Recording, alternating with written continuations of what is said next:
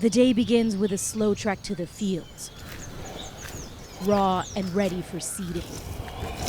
In the heart of Maharashtra's farmland in western India, the humble millet is making a comeback. Ragi, finger millet. And this is easy to plant, right? Easy Yes. to sell?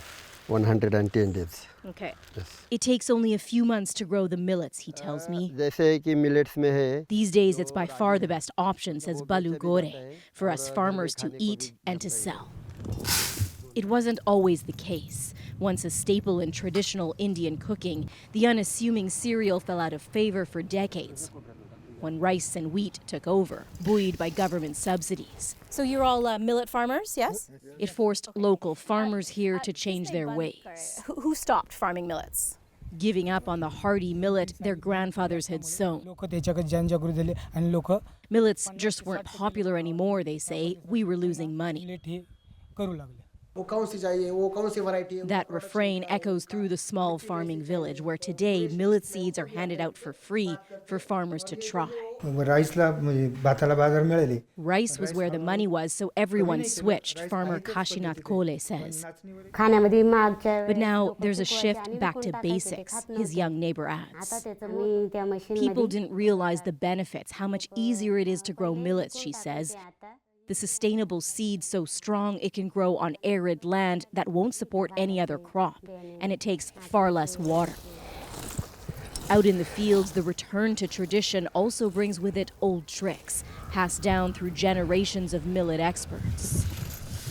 Slicing onions and gently mixing them with the seeds, the pungent smell a surefire way to ward off ants and protect the millets until harvest time.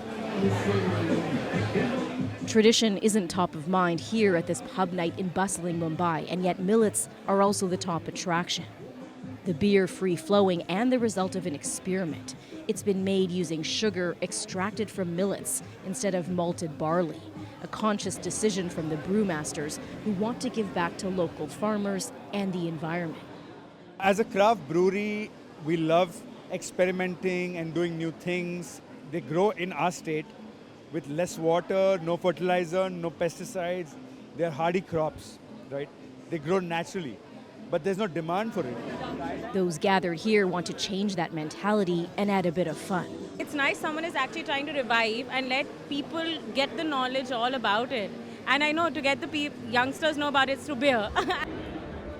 The millet promotion machine is in overdrive across India and has been for months. The Indian government persuaded the UN to declare this year the International Year of the Millet. Officials hoping for a millet craze to catch on globally, much like with quinoa or kale.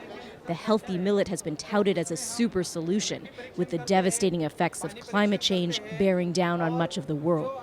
Climate change is really, it's a reality that's staring us in the face.